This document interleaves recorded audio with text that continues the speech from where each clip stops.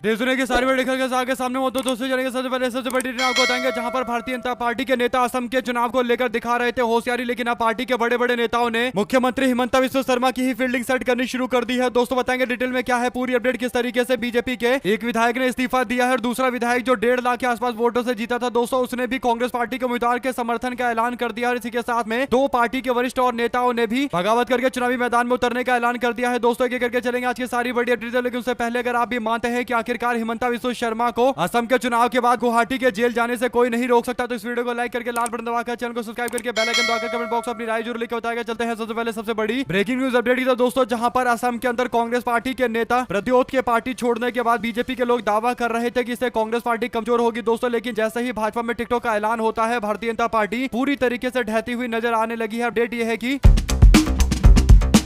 असम के चुनाव के बीच भारतीय जनता पार्टी का सबसे पहला और बड़ा विकेट गिरता है दोस्तों। ढोलई से बीजेपी के विधायक निहर रंजन दास ने अपनी पार्टी के पोस्ट से सभी पोस्ट से इस्तीफा दे दिया, बल्कि भारतीय जनता पार्टी की प्राथमिक सदस्यता से इस्तीफा देते हुए उन्होंने कहा कि बीजेपी के साथ इतना समय बिताया लेकिन भारतीय जनता पार्टी ने उनका अपमान किया है। इसके बाद वर्तमान विधायक ने भारतीय जनता पार्टी छोड़ने का ऐलान कर दिया है दोस्तों। ये तो पहला एक विधायक का इस्तीफा आया था, इसके बाद और वरिष्ठ नेताओं ने भी बीजेपी के उम्मीदवारों के खिलाफ मैदान में उतरने का ऐलान कर दिया है दोस्तों। असम भारतीय जनता पार्टी के उपाध्यक्ष वाइस प्रेसिडेंट जयंत कुमार दास ने एक बड़ा ऐलान किया। उन्होंने कहा कि वो गुवाहाटी से चुनावी मैदान में उतरेंगे और 23 मार्च को गुवाहाटी से नामांकन दाखिल करेंगे। उन्होंने कहा कि हिमंता बिस्वा शर्मा को इस बार मैं बताऊंगा कि मेरी क्या ताकत है और इस बार मैं इनको गुवाहाटी विधानसभा क्षेत्र से हराकर भेजूंगा, यानी भारतीय जनता पार्टी का उम्मीदवार को यहाँ बुरी तरीके से हराकर भेजूंगा। इसकी तैयारी कर ले हिमंता बिस्वा शर्मा, यानी पूरी तैयारी कर ली गई है दोस्तों। भारतीय जनता पार्टी के उपाध्यक्ष जयंत कुमार दास अपने इलाके में मजबूत नेता माने जाते हैं और ऐसे में उनका यह ऐलान करना कि अब हिमंता बिस्वा शर्मा को नुकसान पहुंचाएंगे और प्रद्योत बोरदोलोई को भी नुकसान पहुंचाने के लिए, यानी जहां से चुनावी मैदान में उतरे हुए हैं प्रद्योत, उनके खिलाफ भी प्रचार करेंगे दोस्तों। इसका ऐलान कर दिया गया है। गुवाहाटी की सारी सीटों पर पार्टी विरोध में मोर्चा खोल दिया गया है और ये अकेले नेता नहीं है दोस्तों, इनके साथ में बीजेपी के एक और वर्तमान विधायक मैदान में कूदे हैं दोस्तों। कांग्रेस पार्टी के नगांव के सांसद प्रद्योत बोरदोलोई के पार्टी यानी कांग्रेस पार्टी से इस्तीफा देकर बीजेपी में शामिल होने को लेकर यह बड़ी अपडेट आई है दोस्तों। भारतीय जनता पार्टी ने कांग्रेस से बीजेपी में गए प्रद्योत बोरदोलोई को दिसपुर से चुनावी मैदान में उतारने का फैसला लिया है दोस्तों। और बड़ी बात यह है कि यह सीट बीजेपी के लिए सेफ सीट मानी जाती थी, लेकिन तब तक सेफ सीट मानी जाती थी जब तक बीजेपी के अंदर कोई बगावत नहीं हुआ था। यानी इस सीट पर पिछली बार अतुल बोरा चुनाव लड़े थे और उनको 1,30,000 वोटों के अंतर से चुनाव में जीत मिला था, यानी कांग्रेस के उम्मीदवार के सामने एक बहुत बड़े अंतर से अतुल बोरा चुनाव जीते थे दोस्तों। इस बार उम्मीद कर रहे थे कि उनको वापस से टिकट दिया जाएगा, लेकिन भारतीय जनता पार्टी ने कांग्रेस से बुलाकर प्रद्योत बोरदोलोई को यहां पर मैदान में उतारने का फैसला लिया है दोस्तों। इसके बाद 1,30,000 वोटों से चुनाव जीते अतुल बोरा ने एक बड़ा ऐलान करते हुए कहा कि वो या तो निर्दलीय चुनाव लड़ेंगे, अगर निर्दलीय चुनाव नहीं लड़ेंगे तो फिर कांग्रेस पार्टी के प्रत्याशी का समर्थन करते हुए ये सुनिश्चित करेंगे कि दिसपुर के विधानसभा सीट से कांग्रेस पार्टी छोड़कर बीजेपी में आए प्रद्योत बोरदोलोई किसी भी हालत में जीते ना, और इसके लिए उनको हार सुनिश्चित करने के लिए पूरी ताकत का इस्तेमाल करेंगे। ऐसे में दोस्तों लोकल लीडर हैं और 1,30,000 वोट के अंतर से इन्होंने चुनाव जीता था, तो क्षेत्र के अंदर इनका खुद का भी अच्छा खासा प्रभाव है दोस्तों। ऐसे में अभी ऐलान कर रहे हैं कि हिमंता बिस्वा शर्मा को सबक सिखाएंगे और प्रद्योत बोरदोलोई को चुनाव हराकर यहां से भेजेंगे। आप लोग की क्या राय है इस पूरे मामले पर लिखा जरूर बताएगा दोस्तों। ये अकेले नेता नहीं है, बल्कि एक और भारतीय जनता पार्टी के नेता मैदान में कूदे हैं। असम बीजेपी के वरिष्ठ नेता शांतनु भाराली ने एक बड़ा ऐलान करते हुए कहा कि वो न्यू गुवाहाटी सीट से निर्दलीय मैदान में उतरेंगे। शांतनु भाराली ने ऐलान किया कि वो बीजेपी को अब बुरी तरीके से हराएंगे और दावा करते हुए कहते हैं कि कांग्रेस पार्टी के जो पूर्व नेता है उनका असम बीजेपी पर पूरी तरीके से कब्जा हो गया है। जो भारतीय जनता पार्टी के असली नेता है उनका कोई मान सम्मान नहीं हो रहा और इसीलिए न्यू गुवाहाटी विधानसभा सीट से निर्दलीय उम्मीदवार के तौर पर मैदान में उतरेंगे, यानी भारतीय जनता पार्टी के अंदर बगावत की हवा चलने लगी है दोस्तों। अगर आप भी मानते हैं कि कांग्रेस पार्टी से जो लोग बीजेपी में गए हैं और बड़े बड़े पोस्ट में असम में पहुंच गए हैं, तो भारतीय जनता पार्टी के जो पुराने नेता है उनको तो असहज महसूस होगा, इसीलिए वो टिप्पणी कर रहे हैं। आप लोग की जो भी राय है लिखकर जरूर बताएगा। साथ साथ चलते हैं एक और बिग न्यूज अपडेट की तरफ दोस्तों, जिसमें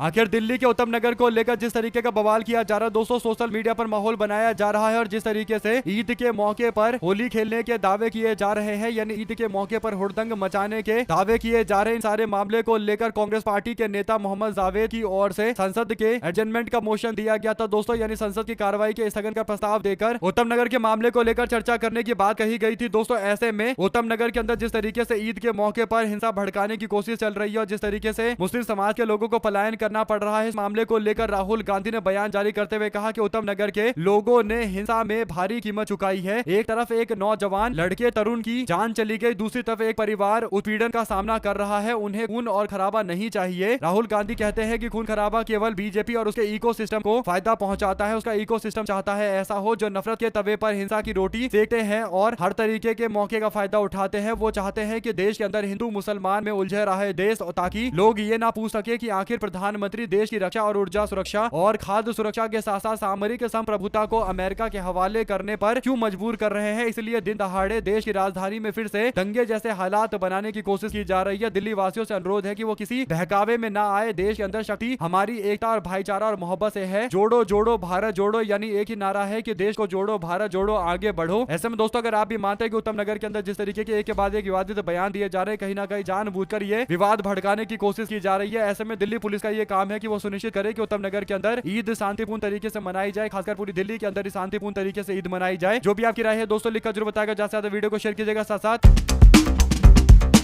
असम की राजनीति में एक जबरदस्त तरीके का सियासी हलचल मचा है। दोस्तों कांग्रेस पार्टी ने देर रात राज्य जोड़ दल और असम जातीय परिषद यानी एजेपी पार्टी के साथ में गठबंधन पक्का कर लिया है दोस्तों, जिसे आगामी चुनावों से पहले असम के अंदर एकजुट और मजबूत विपक्ष देखने को मिलेगा। असम में बीजेपी को हराने के लिए कांग्रेस के कई छोटे दलों से संपर्क की जानकारी आ रही है दोस्तों, ताकि एक मजबूत गठबंधन खड़ा किया जा सके। कांग्रेस पार्टी असम की लोकल पार्टियों के साथ में हाथ मिला रही है, जिनसे 4-5 सीटें देकर कांग्रेस पार्टी आगे बढ़ सके और इसे कहीं ना कहीं समाज के हर तबके को प्रतिनिधित्व मिलेगा और कांग्रेस पार्टी भी बड़े अंतर से चुनाव जीतेगी। ऐसे में अगर आप भी मानते हैं कि हर समाज के लोगों को एकजुट करके आगे बढ़ना चाहिए और कांग्रेस पार्टी लगातार गठबंधन बनाकर कहीं ना कहीं संकेत दे रहा है कि वो हर समाज के लोगों को साथ में जोड़ रहे हैं। दोस्तों आपकी क्या राय है ये नए गठबंधन बनने पर लिखकर जरूर बताएगा। साथ साथ चलते हैं एक और बड़ी अपडेट जिसमें उत्तर प्रदेश को लेकर बीजेपी अब मैसेजिंग करने लगी है। दोस्तों यूपी के विधानसभा चुनाव जल्दी आने वाले हैं, यानी 2027 विधानसभा के चुनाव होंगे। ऐसे में साल के अंत के बाद होने वाले विधानसभा चुनाव के मद्देनजर भगवा पार्टी ने चुनावी बिसात बिछानी शुरू कर दी है। दोस्तों एक एक करके पासे फेंके जा रहे हैं। संकेत और संदेश की सियासत को तरजीह देने वाली भारतीय जनता पार्टी की नजर में 5 चुनावी राज्यों के साथ साथ उत्तर प्रदेश पर भाजपा की नजर है। दोस्तों ऐसे में अचानक से एक बार फिर पार्टी की भगवाधारी साध्वी राष्ट्रीय पिछड़ा वर्ग आयोग की कमान संभालती हुई नजर आती है। दोस्तों सूबे के पिछड़े वर्ग के लोगों को मैसेज भेजने के लिए बीजेपी ने पिछड़ा वर्ग से आने वाले साध्वी निरंजन ज्योति को बड़ा मौका दिया है। दोस्तों पिछड़ा वर्ग से आने वाली ज्योति को आगे करते हुए उनको पिछड़ा वर्ग आयोग का हेड बनाया गया है। साध्वी निरंजन ज्योति की नियुक्ति से भगवा पार्टी ने उत्तर प्रदेश के अंदर ओबीसी वर्ग को संदेश देने की कोशिश की है कि भारतीय जनता पार्टी ओबीसी वर्ग के लिए काम कर रही है, क्योंकि पिछली बार जब लोकसभा के चुनाव हुए थे तो भारतीय जनता पार्टी के हार का सबसे बड़ा कारण ओबीसी समाज के लोग थे। दोस्तों ऐसे में भारतीय जनता पार्टी सबसे पहले अपने प्रदेश अध्यक्ष के तौर पर पंकज चौधरी को मैदान में उतारती है, जो कुर्मी समाज से है, और अब साध्वी निरंजन ज्योति के माध्यम से भी पिछड़ा वर्ग के आयोग के हेड के माध्यम से भी मैसेज देने की कोशिश की जा रही है। आप लोग अपनी राय जरूर लिखकर बताएगा। साथ साथ चलते हैं एक और बड़ी खबर की तरफ, जिसमें